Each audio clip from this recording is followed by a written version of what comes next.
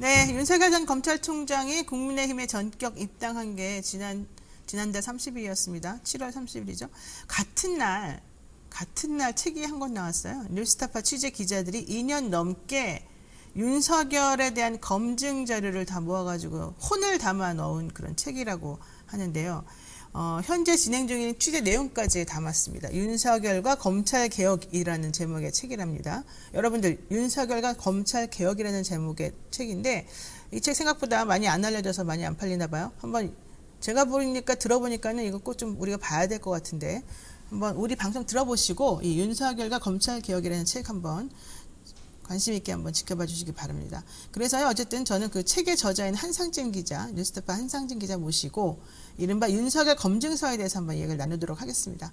한 기자님 안녕하세요. 네, 안녕하세요. 네. 자, 윤석열 검찰총장이 국민의힘에 입당을 해서 정권 교체를 지금 외치고 공정과 상식을 지금 본인의 이제 모토 트레이드마크 이렇게 지금 하고 있지 않습니까? 그렇지만 어쨌든 간에 그 전에는 대선 후보이기 이전에 문재인 정부의 검찰총장으로서 이 적폐청산이라고 하는데 또 제일 먼저 앞장서서 힘을 써왔던 분이란 말이에요. 그런데 그 본인이 몸담고 있는 조직에 대해서 검찰개혁을 하겠다라고 이제 문정부가 나서니까 그때부터 조금 삐걱거리면서 상호간의 사이가 안 좋아진 것 같아요. 그래서 검찰개혁을 방해하는 혹은 검찰개혁을 하려는 사람들은 좀 다 뭔가 문제가 있다는 식으로 내 적이다라는 식으로 행동하면서 결국 여기까지 온 것 같습니다. 자, 이제 이분에 대해서 많이 공부를 하셨고 취재를 많이 하셨으니까 여쭤볼게요. 당시 정부에서 윤석열을 검찰총장으로 임명하는 과정에서 사실은 기수도 안 맞고 여러 가지 측면에서는 부적절하다, 그러니까 안 된다라는 의견이 많이 있었던 걸로 알고 있습니다. 청와대에서도 그렇고 또 여당 내에서도. 그럼에도 불구하고 지명이 됐지 않습니까? 왜 그렇게 됐을까요?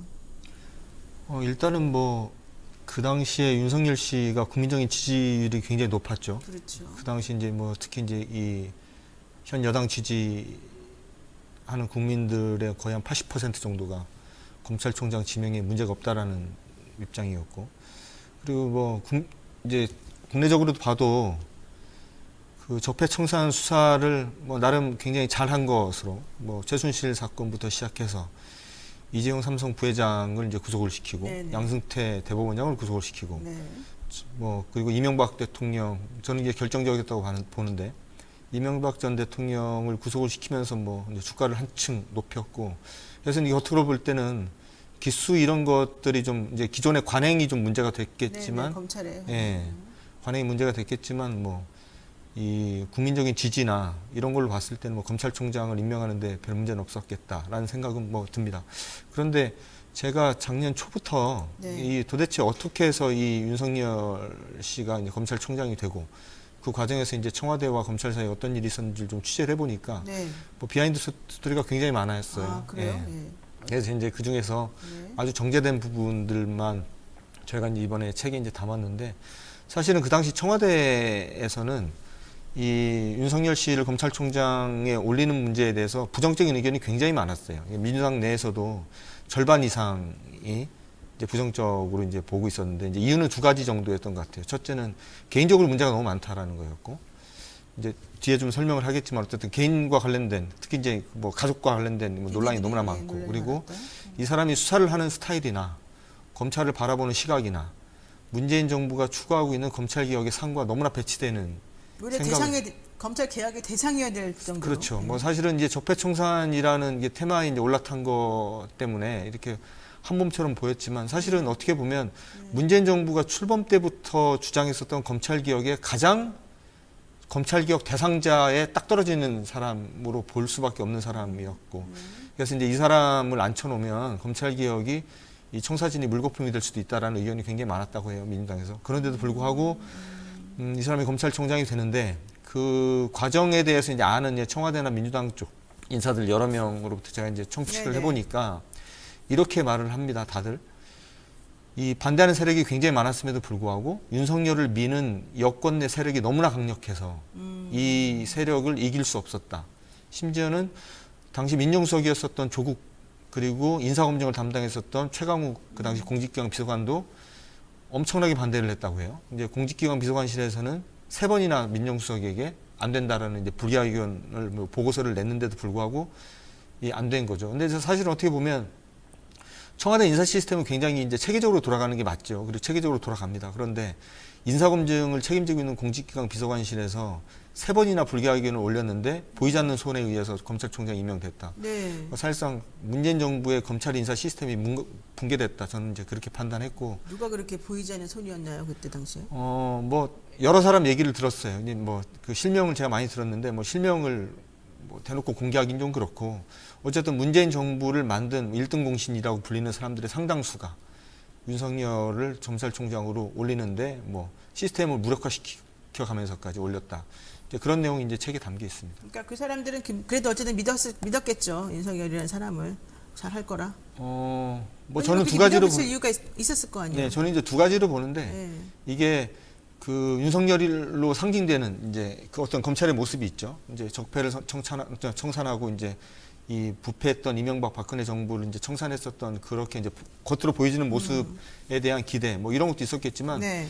저는 아주 사적인 네트워크가 가동이 됐다라고 저는 판단이 들었어요. 그래서 그래요? 이제 책에도 그런 부분에 대해서 상당 부분 담았는데 이 문재인 정부가 들어서자마자 이제 그 청와대에 검찰 관련된 인사, 그러니까 네. 이제 민정수석실 관련된 인사, 그리고 검찰의 첫 간부 인사 이런 것들이 이루어진 배경을 이제 제가 취재를 좀 해보니까 이게 굉장히 사적인 네트워크로 진행이 됐다라는 게 확인이 되고요. 네.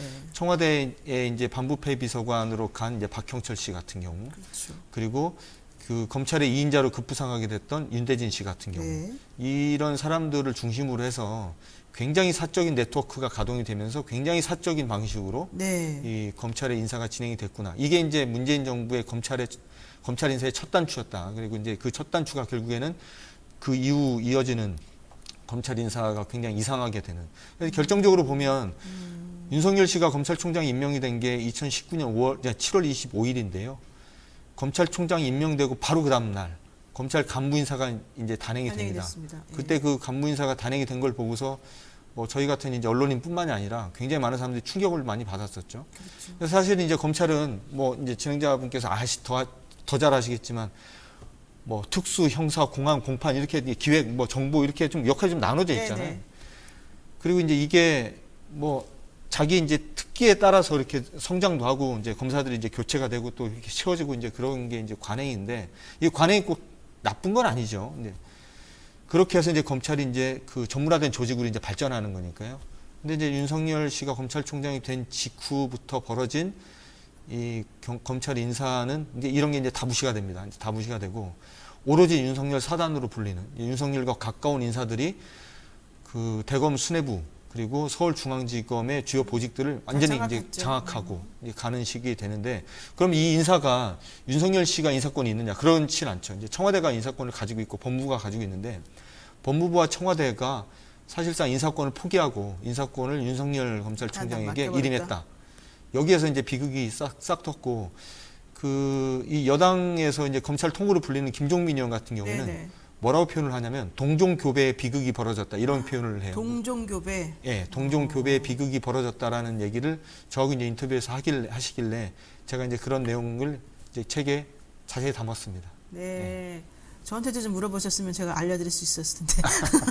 자, 어쨌든 뭐 저도 사실 당시에 좀 반대하는 입장이었습니다만은 저한테 아무도 안 물어봐서 그냥 제가 조용히 넘어갔습니다. 그런데 중요한 것은 어쨌든 윤 전 총장이 사실은 이제 사적으로 자신이 내 편이라고 생각하는 사람과 내 편이 아니라고 생각하는 사람을 좀 구분을 명확히 짓고 내 편인 사람들에 대한 엄청난 신뢰와 무한한 힘 실어주기를 많이 하는 반면에 이제 그 나머지 사람들에 대해서는 사실은 배척하고 좀 힘을 약화시키는 쪽으로 많이 해왔다, 행동을 해왔다. 이제 이게 바로 당시에 윤 전 총장이 중앙지검장이 되거나 뭐 검찰총장이 되면 안 된다고 생각한 사람들의 논리였었어요. 네, 맞아요. 근데 워낙 윤 전 총장이 그 적폐 수사, 우리 이제 박영수 특검과 관련해서 일하면서 이제 상징적으로 이 사람은 그동안의 희생을 혹은 뭐 안 좋은 일을 당했음에도 불구하고 이제 우뚝 일어선 다시 새롭게 이제 우리나라를 일으켜 세울 만한 심지 있는 굳은 그런 공무원이다라는 인식이 워낙 강했기 때문에 그 상징성 때문에 조금 어쩔 수 없었다 이런 부분이 있지 않습니까?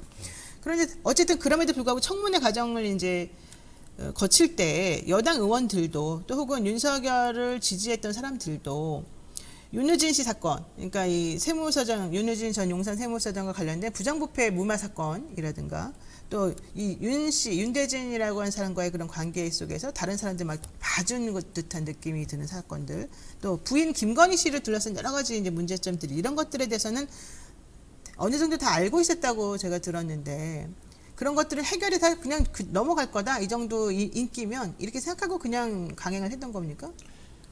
일단은 뭐 당시 청와대나 민주당에서 이 윤석열 씨와 관련된 개인적인 비리, 네. 그 각종 의혹에 대해서 뭐 완벽하게 알고 있었다고 저는 보고 있고요. 그 실제로 완벽하게 다 알고 있었고 제가 이제 책에도 이제 넣었는데 네. 그 인사청문회 전에, 그러니까 이제 윤석열 씨가 검찰총장에 지명되기 전에 청와대에서 벌어졌었던 굉장히 중요한 에피소드 하나를 제가 네, 네, 이제 네. 공개를 한 게 있는데 뭐 어떤 게 있냐면. 이 청와대 공직기관 비서관실에서 윤석열 씨에 대해서 뭐 윤석열 씨를 포함해서 이제 검찰총장 후보자들을 이제 검증하는 과정에서 이제 인사가 이제 이 검증이 진행되는 이제 시스템은 그렇습니다. 이제 이 공직기관 비서관실에 있는 모 국장이 이 인사 검증의 키를 잡고 이제 실무자들이 이제 거기 이제 붙어서 이제 인사 검증을 하는데 그러면 기본적으로 이제 기초 자료를 좀 모으고요. 네. 그 중에서 이슈가 될 만한 것들을 좀 정리한 다음에 그렇죠. 정치적으로 그리고 사회적으로 논란이 될 소지가 있는지 없는지 돌파할 수 있는지 없는지를 따져보고 네. 그게 끝나면 이제 정무적으로 판단하는 거 아니겠습니까? 네네. 이 최강욱 공직기관 비서관실의 이제 비서관에게 이제 실무자들이 이제 검증 보고서를 올리죠. 네. 올렸는데 처음 최강욱 비서관이 받은 이제 그 검증 보고서 안에 윤우진 사건이 없었어요.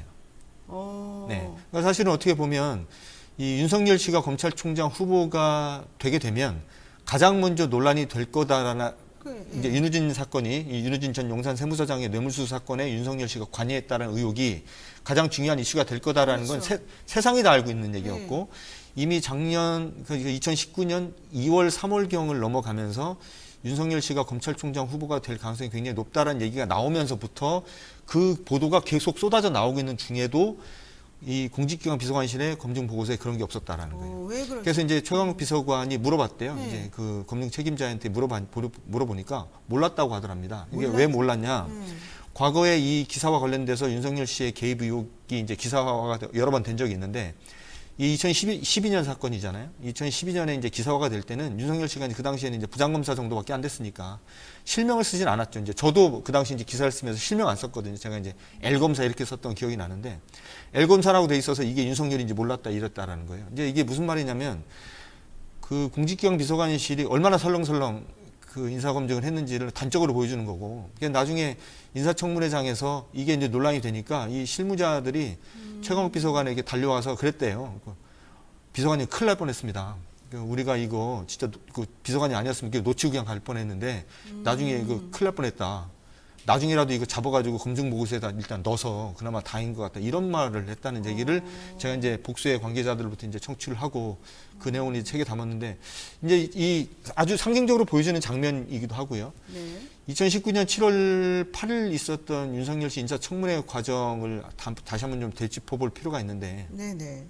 그 당시에 윤우진 용산 세무서장 관련된 의혹이 이제 하루 종일 논란이 됐죠. 그렇죠. 근데 이제 이것들에 대해서 이제 대부분 다 알고 있는 사람들이었고 네. 심지어는 과거에 박근혜 정부를 거치면서 민주당에서 이 문제와 관련돼 가지고 네. 어떤 뭐 연구 보고서처럼 무슨 보고서도 만든 게 있었어요. 뭐 그랬던 사람들이 네. 막상 이게 이제 인사청문회장에서 논란이 되니까 네. 아무도 문제를 삼지 않고 문제 삼지 않는 거는 고사하고 저희 뉴스타파에서 이제 오밤중에 윤석열 씨의 7년 전 녹음 파일을 이제 공개를 해서 어쨌든 윤석열 씨의 거짓말 위증 의혹이 불거진 뒤에도 뭐 이 부분에 대해서 사실관계를 확인하겠다고 나서는 여당 의원이 아무도 없었어요. 그 당시에.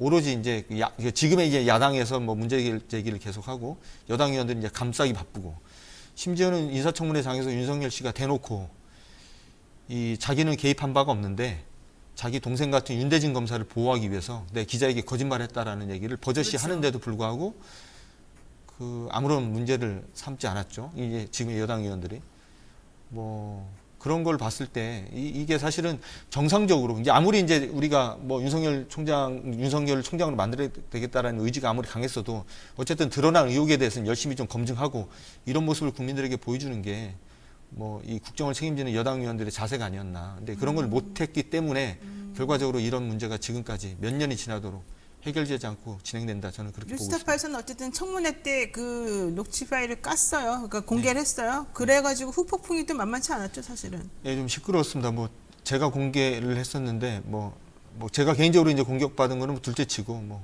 저희 뉴스타파에도 너무나 많은 공격들이 있었고, 예, 그랬죠. 그래도 어쨌든 지금까지 잘 버텨오고 계시는데 그 핵심은 윤우진 사건 같은 걸 보게 되면은 그러니까 윤 전 총장이 윤우진 전 세무서장이 그 무슨 고기업자, 육류업자로부터 5천만 원의 뇌물을 받았냐 안 받았냐 사실 이게 이제 겉으로 드러난 사건이었는데 그 처음에는 그거를 안모 씨라는 세무사를 통해서 이제 받았는데 그게 뇌물이라고 하지 않고 뭐 빌린 돈이다라고 해가지고 물론 관여자에 또 이 씨라는 사람도 있습니다. 그것은 부정부패한 그런 세무서장으로서 부정부패한 게 아니다. 그냥 대여한 돈 빌린 거다. 이렇게 가지고 그냥 넘어가서 무혐의 처분을 이제 받았는데 그 무혐의 처분을 받게 한 데에 아마도 윤석열 전 총장과 그 변호사인 뭐 이남석 씨가 개입이 된 것 같다. 근데 그러다가 이제 해외 도피 갔다가 이제 돌아와서는 다 이제 무혐의 처분을 해주고 이제 정리를 해준 상황인데 얼마 전에 사실 이 사건이 다시 수사가 지금 또 진행이 되고 있는 중인데 지금은 그 안모 씨를 통해서 뭐 빌린 돈이 아니라 그 안모라는 세무사하고 뭐 이 씨라는 사람을 통해 가지고 어쨌든 이게 뇌물이다라고 하는 게 다시 그 증언을 통해서 이제 밝혀지면서 공소시효 문제도 이제 좀 해결이 되면서 새롭게 이 사건을 좀 제대로 들여다볼 수 있는 상황이 지금 돼버렸어요. 그러다 보니까 윤 전 총장이 이런 식으로 윤우진 전 세무서장뿐만 아니라 자신이 직간접적으로 관련이 돼 있어서 도와줘야 된다고 생각하는 수많은 사건들에 대해서 이런 식의 검찰 시절에 좀 잘못된 행동을 한 것은 아닐까라는 의심이 사실 좀 들지 않습니까? 일단 이 사건에 대해서 조금 더 제가 좀 정리를 할 필요가 좀 있을 것 같은데요. 일단은 윤우진 씨가 2012년에 경찰 수사 과정에서 의혹을 받았던 뇌물 금액은 억대가 넘고요. 아, 원래는 억대가 넘어요. 네, 억대가 넘고 돈을 받아 챙기는 과정이나 방법도 굉장히 다양합니다. 그러니까 뭐 육류 수입업자로부터 돈을 받은 것뿐만이 아니라 육류 수입업자의 세무 문제를 담당하도록 이제 선임을 한 그 세무사에게도 돈을 받고 그 세무사를 직접 소개시켜 준 게 윤우진 씨였고요. 하여튼 뭐 그런 사건이에요. 어쨌든 억대가 넘는 사건인데 그 중요한 논란이 그 이제 많은 분들이 그렇게 알고 계세요. 그 윤석열 씨가 본인과 굉장히 가깝고 본인이 우진이 형이라고 부르는 그냥 개인적으로 친분이 있는 사람이 경찰 수사를 받는다고 하니까 단순하게 변호사를 소개해 준 거 아니냐라고 이제 다들 생각을 하시는데 전혀 그렇지 않고요. 제가 이제 오랫동안 취재를 하면서 제가 이제 나름대로 이제 내린 판단 그리고 이제 제가 이번에 낸 책에도 이제 썼지만 이 사건은 어떻게 보면 윤우진 씨 사건이면서 동시에 윤석열 씨 사건입니다. 본인이 본인 사건에 개입한 겁니다. 이게 무슨 얘기냐면 그 당시 윤우진 씨가 이 육류업자라는 김모 씨라는 사람의 사건에 개입하게 된 계기는 김모 씨가 중부지방국세청에서 세무조사를 받게 됩니다. 이제 탈세 의혹인데 그 탈세 규모가 80억에서 한 100억 정도 되는 거예요. 그러면 그 법조의 논리를 조금 아시는 분들은 탈세 규모가 그 정도가 되면 세무조사가 끝나면 반드시 검찰로 수사가 넘어가게 이제 검찰 고발로 이제 넘어가게 됩니다. 그 당시 이제 육류 수입업자가 윤우진 씨에게 이 사건을 청탁을 하고 이제 뇌물을 주고 했을 당시에 이 사람한테는 두 가지 이슈가 있는 거예요. 세무조사를 무마를 해야 될 필요가 있고요. 조만간 시작될 검찰 수사를 무마해야 될 필요가 있는 거죠. 두 가지 이슈가 있는 거고 그 당시 윤우진 씨에게는 굉장히 든든한 특수부 검사들로 이루어진 자신의 우군들이 좀 많았습니다. 그러니까 윤우진 씨는 어떤 사람이냐면 70년대 초반에 이제 국세청 공무원이 돼요. 9급으로 시작을 하는데 자기 국세청 경력의 거의 대부분을 30년 넘는 시간 동안을 대관 업무만 한 사람입니다. 그래서 주로 검찰, 경찰, 언론인들을 상대로 그 정보를 수집하는 그러니까 쉽게 말을 하면 국세청에 지금은 이제 세원정보과라는 게 있어서 이 뭐 탈세 범죄 이제 이런 정보도 수집을 하고 뭐 이제 뭐 첩보도 수집하고 이제 이렇게 하죠. 그런데 이제 그런 부서가 존재하지도 않았던 시기부터 대관 업무만 한 사람입니다. 그래서 이 윤우진 씨 같은 경우는 말씀드렸듯이 뭐 검사들하고의 뭐 굉장히 끈끈한 인맥을 갖고 있고 경찰 수뇌부나 뭐 언론인들. 예, 굉장히 많습니다. 근데 이렇게 만들어진 네트워크에 굉장히 중요한 축을 맡고 있는 사람이 자기 친동생인 윤대진 지금 검사장이죠. 윤대진 씨였고 윤대진 씨하고 뭐 형동생이나 다름없는 이제 윤석열 같은 분들이 굉장히 중요한 축이었고요. 그래서 이런 사람들하고 굉장히 가까운 관계를 유지하면서 이건 뭐 추정컨대 어쨌든 동생을 통해서든 친한 검사들을 통해서든 아마 여러 사건들에 이런저런 식으로 이제 많이 관여를 했을 것으로 좀 추측이 되고 있고 네. 그게 지금 수사 대상이 되고 있는 거고요. 자, 그렇기 때문에 이 윤우진 씨와 윤석열 씨의 관계는 뭐 하여튼 그런 관계고 말씀을 드렸듯이 그 당시 윤우진 씨가 받았던 뇌물의 형태는 골프비를 본인이 이제 그 뇌물을 받은 돈을 가지고 이제 골프를 친다던가 그 골프를 누구랑 치냐면 검사, 경찰, 언론인들하고 치는 거예요.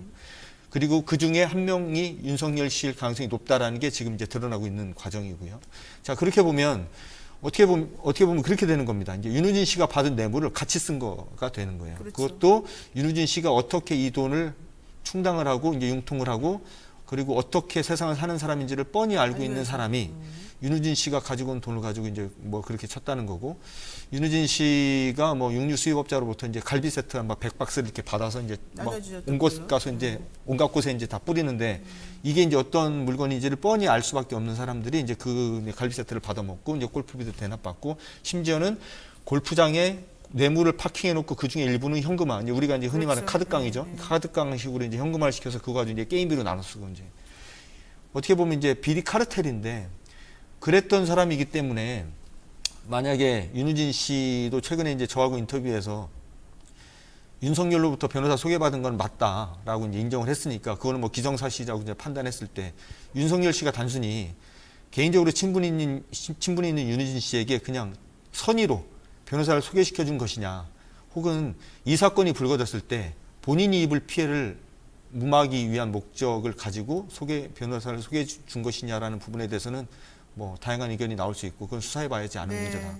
그리고 공소시효 문제는 뭐 그 진행자께서 잘 아시겠지만 일단 억대가 넘습니다. 억대가 넘기 때문에 공소시효 아무 문제 없고요. 네. 그래서 이제 금액 따라서 시효가 좀 달라질 수 있는데 그렇죠. 이제 이번에 뇌물이라고 하는 액수가 많이 늘어났기 때문에 시효 문제는 좀 남아있다 이렇게 보는 거고요. 또 이런 얘기도 있더라고요. 윤 전 총장 부인 김건희 씨가 사실은 그 주가 조작 의혹 관련해서 여러 가지 혐의를 받고 있지 않습니까? 근데 윤 전 총장이 거기에 개입했냐 안 했냐가 중요한데 윤 전 총장 측은 김건희 씨가 주가 조작했다는 그 시기에 본인은 혼인하지 않은 사이였고 그냥 사귀는 사이 뭐 조금 아는 사이 정도였기 때문에 자기는 아무 상관을 안 했다 이렇게 또 얘기를 해요. 근데 제가 이렇게 이런 저희 변호사로서의 여러 가지 종합적인 경험을 통해서 생각해 본다면 그거 안 그럴 것 같아요. 이게 개입이 있지 않았을까요? 뭐 그렇게 추정해 볼 단서가 뭐 얼마든지 있고요. 네. 사실은 이 처가 문제 관련된 뭐 부인이나 처가 문제 관련된 부분에 대해서는 제가 취재한 게 아니고 저하고 같이 이제 책을 같이 쓴 그 뉴스타파의 시민보 기자가 이제 주로 기자. 이제 취재를 해왔는데 뭐 책 내용은 이제 저도 이제 시민보 기자 쓴 걸 이제 책 나온 다음에 이제 봤어요. 저도 이제 봤고 그동안 이제 저희가 이제 보도해 온 것들이 있는데 한번 그 작년부터 저희 뉴스타파가 이 문제에 대해서 지속적으로 보도를 여러 번 해왔으니까 그걸 좀 꼼꼼히 좀 보실 필요가 있는데 제가 그 얘기 정도는 하나 해드릴 수 있을 것 같아요. 이 도이치모터스 주가 조작 문제가 시작된 건 뭐 윤석열 씨의 주장대로 본인이 결혼하기 전 맞습니다. 그런데 이 도이치모터스와 김건희 씨의 관계는 결혼한 이후에도 상당 기간 연장이 됩니다. 자, 그렇게 보면 법조계에서는 보통 이런 문제를 이제 포괄일죄 이제 이렇게 얘기를 하죠. 특정한 시기부터 시작된 범죄가 몇 년에 걸쳐서 계속적으로 지속이 되었으면 이건 이제 하나의 사건으로 이제 보는 게 이제 상식적으로 맞고 만약에 그 과정에서 시작점에서 문제가 있었다고 한다면 마지막 범죄가 벌어지는 과정에서 벌어졌던 사건들도 하나의 범죄로 봐야 되는 게 상식 아닌가. 좀 그런 측면에서 이 문제를 한번 들여다볼 필요가 있다. 저는 그렇게 봅니다. 그러니까는 뭐 본인이 검찰총 결혼하기 전에 일어난 사건이었다 이런 식으로 치부할 수 없는 게 이 주가 조작이라고 하는 게 계속해서 이어져 오는 계속범의 성격을 가지고 있기 때문에 사실은 그 연결관계를 생각해 본다면 어쨌든 무슨 식으로든 개입했을 것이라는 게 지금 확인이 된다. 요거 하나만 여쭤볼게요. 조국 전 장관 수사 관련해서 윤석열 검찰총장 얘기가 계속 나올 수밖에 없는데 지금 뭐 정경심 교수 판결이 물론 유죄로 나온 부분도 있습니다만은 또 나머지 사모펀드 관련해서는 대부분이 또 무죄다라는 얘기도 나오고 있고 근데 또 왜 이렇게 윤 전 총장은 조국 전 장관을 정말 싫어했나 이렇게 제가 봤을 때도 너무 과하지 않나 이제 이런 생각이 드는데 언론들도 엄청나게 공격을 했단 말이에요. 조국 전 장관에 대해서 이 수사 당시부터도 그렇고 이거 다 왜 그러는 겁니까? 일단은 뭐 우리나라는 수사권과 기소권을 검찰이 한 손에 쥐고 있었기 때문에 뭐 검찰이 수사 단서 범죄 혐의가 있다고 해서 수사를 하는 것 자체에 대해서 문제를 삼을 수 있는 법적인 근거는 전혀 없습니다. 뭐 그거는 인정할 수밖에 없는데 저는 개인적으로 이제 제 개인 의견이긴 합니다만 네. 조국 수사는 좀 과했다라는 건 뭐 분명히 제가 네네. 말씀을 드릴 수 있을 것 같고요. 이런 얘기를 좀 드리고 싶어요. 어쨌든 네.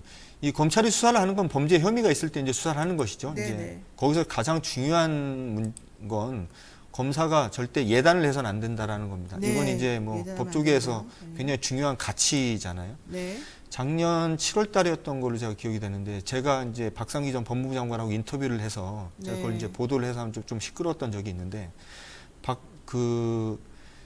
2019년 7월 28일 8월 27일 네. 8월 27일 조국 장관 수사가 이제 시작이 됩니다. 이제 검찰이 이제 20여 곳에 대해서 압수수색을 하면서 이제 수사가 되는데 그 당일날 이제 오후 5시경에 박상기 장관을 윤석열 씨가 이제 만났죠. 만나서 이제 윤석열 씨가 첫 마디가 조국은 장관을 시켜서는 안 된다.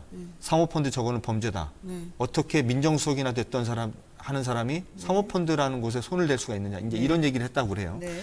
뭐 물론 이제 그 윤석열 씨는 박상기 장관의 그 주장에 대해서 사실관계가 좀 다르다라고 이제 네. 주장을 해왔지만 어쨌든 박상기 전 장관이 기자를 만나서 없는 얘기를 해서 얻을 이득이 전혀 없기 때문에 그 사람의 말이 저는 맞다고 하고 보고 네. 자 그러면 조국 수사를 처음에 시작할 때부터 윤석열 씨는 굉장히 심각한 예단을 가지고 이 수사를 했다라는 얘기인데 그런 식의 수사가 온전하게 공정성을 담보할 수 있었을 것이다라고 저는 절대 보지 않고요. 네네.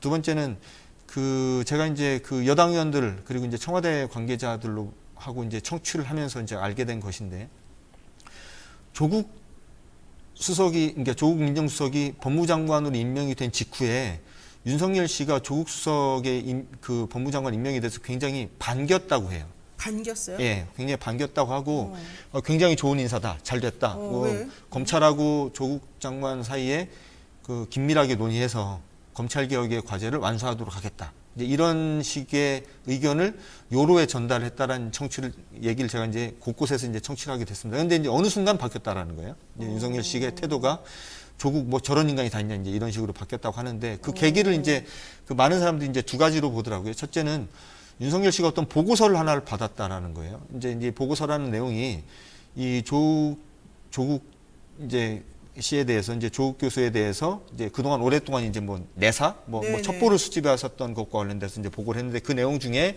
사모펀드 이게 좀 수상하다. 뭐 이런 식의 보고를 했다라는 얘기가 하나가 있고요. 그리고 이제 그 두 번째는 그것과는 또 별개로 조국 수석이 이렇게 돈에 집착을 하고 이제 정경심 씨가 나서서 돈을 벌고 있는 이유가 이게 조국이 이제 대선에 출마하기 위해서 이제 대선 자금을 모으는 과정의 일환이다. 이제 이런 보고를 또 다른 통로로 또 들었다는 얘기가 좀 있어요. 그 두 가지 보고 중에 어떤 게 진실인지 둘 다 진실이 아닌지 뭐 맞는지는 뭐 알 수는 없지만 어쨌든 그 보고가 이루어졌다라고 알려져 있는 그 시점부터 네. 이 윤석열 씨의 태도가 완전히 바뀌어서 그랬다. 근데 이제 여기서 이제 저는 이제 말씀드리고 싶은 게 네. 사모펀드라는 것 자체가 문제가 있다. 네. 뭐 이것도 사실 어떻게 보면 금융권에 있는 사람들 입장에서는 진짜 속 탈 일이죠. 네. 그리고 어떻게 민정수석 같은 사람이 사모펀드에 손을 댈 수 있느냐. 뭐 굉장히 좀 문제적 발언이기도 합니다. 그리고 이제 두 번째는 이게 조국 수석의 뭐 대선 자금이다.